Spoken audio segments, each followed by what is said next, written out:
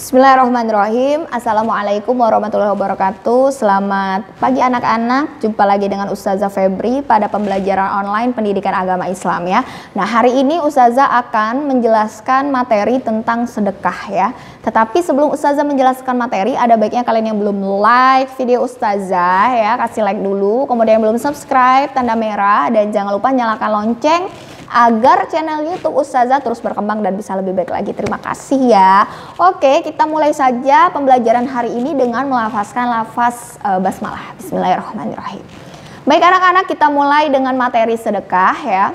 Sedekah itu artinya pemberian ya. Jadi pemberian kita kepada orang lain secara ikhlas ya, hanya mengharapkan ridho Allah Subhanahu wa taala, baik itu berupa harta, benda, atau jasa dan lain sebagainya.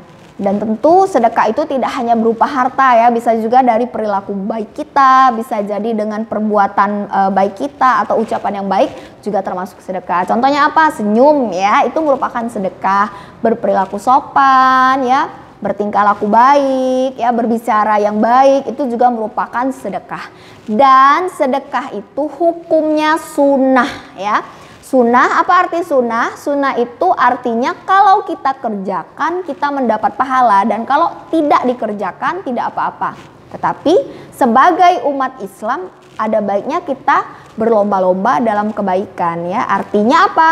Artinya sebanyak mungkin kita menghasilkan pahala, perbuatan yang kita lakukan itu berpahala ya, mendapatkan pahala dari Allah Subhanahu wa taala. Salah satunya adalah dengan memperbanyak sedekah ya.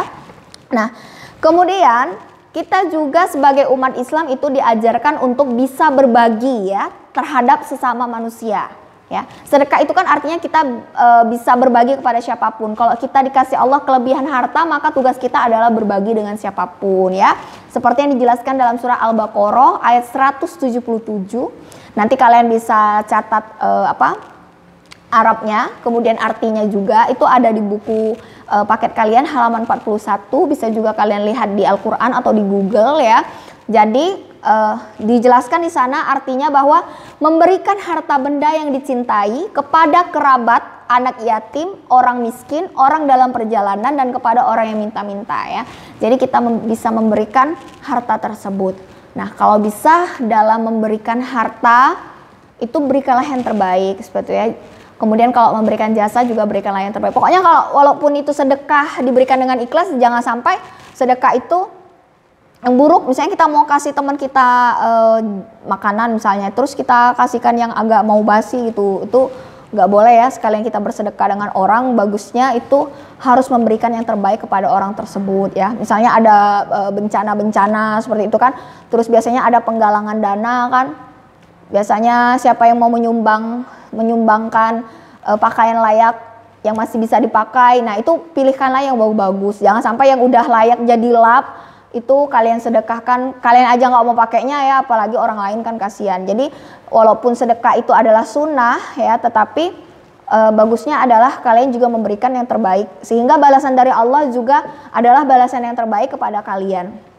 Nah, kemudian ya, sedekah itu juga merupakan salah satu amal jariah yang pahalanya tidak akan pernah putus ketika kita sudah meninggal nanti ya. Misalkan kita bersedekah untuk pembangunan masjid, dan walaupun kita meninggal, selama masjid itu masih dipakai orang buat sholat, selama itu pula kita akan terus mendapatkan pahala dari pembangunan masjid tersebut ya.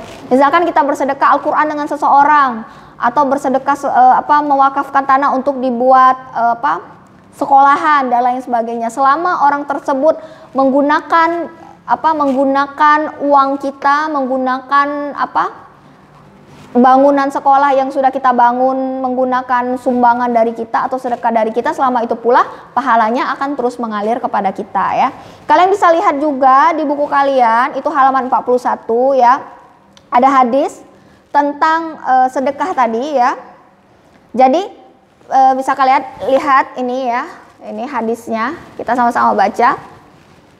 Idza mata benu adama in qata'a amaluhu illa min salasin ya. Jadi ada 3. Shadaqatin jariyah, au ilmin yuntafa'u bihi, au waladin sholihin yad'u lahu, Rawahu Muslim ya. Apabila anak Adam telah meninggal dunia, maka terputuslah semua amalnya kecuali 3 perkara. Yang pertama sedekah jariah yang Ustazah sebutkan tadi. Yang kedua ilmu yang bermanfaat. Dan yang ketiga adalah doa anak yang soleh kepada orang tuanya ya. Nah, itu saja materi untuk hari ini ya. Itu saja materi untuk hari ini. Tugas kalian seperti biasa adalah mencatat materi yang sudah Ustazah jelaskan. Kemudian tugas kalian yang kedua adalah menghafalkan hadis riwayat Muslim yang ini ya. Nih. Jadi biar kalian paham bahwa kalau kalian sudah meninggal nanti hanya 3 itu yang bisa menolong kalian dan amalnya tidak akan pernah terputus ya. Nah, untuk tugas yang pertama, ya tugas mencatat Ustazah tunggu sampai jam 8 malam. Sedangkan untuk tugas yang kedua, video hafalan, Ustazah tunggu sampai hari Kamis jam 8 malam boleh ya. Oke, itu saja dari Ustazah. Kita akhiri pembelajaran kita hari ini dengan melafazkan lafaz hamdalah. Alhamdulillahirabbil alamin. Wassalamualaikum warahmatullahi wabarakatuh. Selamat jumpa.